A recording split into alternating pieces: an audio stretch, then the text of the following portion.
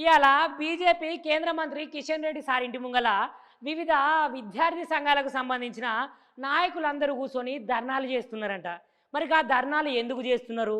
మరి ఆ విద్యార్థి సంఘాలకు ఏం న్యాయం కావాలి?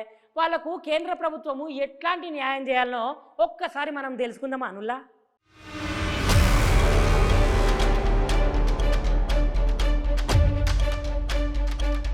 అయితే ఇవాళ విద్యార్థి సంఘాలకు సంబంధించిన విద్యార్థి లీడర్లు అందరూ కలిసి కేంద్ర మంత్రి కిషన్ రెడ్డి ఇంటి ముందర ధర్నా చేసిర్రులా.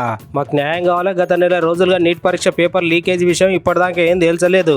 నీట్ పరీక్ష రాసిన విద్యార్థులందరికీ న్యాయం చేయాలి. ఈ ముచ్చట మీద కేంద్ర ప్రభుత్వం చొరవ తీసుకొని నీట్ పరీక్షను తిరిగి మళ్లీ పెట్టాలి అని విద్యార్థి సంఘాలకు సంబంధించిన నాయకులు అందరు కలిసి కిషన్ రెడ్డి సార్ ఇంటి ముందర ధర్నా చేస్తున్నారులా. ఇట్లా గనుక కేంద్ర ప్రభుత్వం చేయకపోతే బీజేపీ ఎంపీల మీద ఎమ్మెల్యేల మీద కఠినమైన చర్యలు తీసుకుంటాం, వాళ్ళందరూ రోడ్ల మీద ఎట్లా తిరుగుతారో చూస్తాం అని విద్యార్థి సంఘాల నాయకులు అంటున్నారు.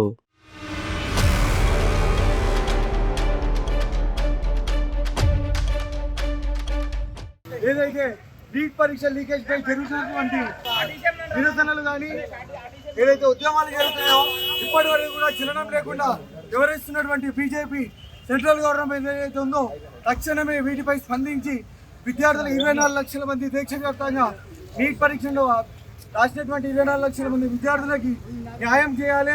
తప్పకుండా నీట్ పరీక్షను మళ్ళీ రీకండక్ట్ చేసి అందరికీ కూడా భరోసా కల్పించాలని ఇవాళ అఖిల విద్యార్థి అన్ని సంఘాల తరఫున మేము హెచ్చరిక జారీ చేస్తున్నాము. ఒకవేళ చేయని పక్షాన ఇదే విధంగా వీళ్ళు వివరిస్తే కనుక వీళ్ళని రానున్న రోజుల్లో కూడా తప్పకుండా రాష్ట్ర వ్యాప్తంగా బీజేపీకి సంబంధించిన ఎంపీలందరినీ కూడా రోడ్ల మీద తీయకుండా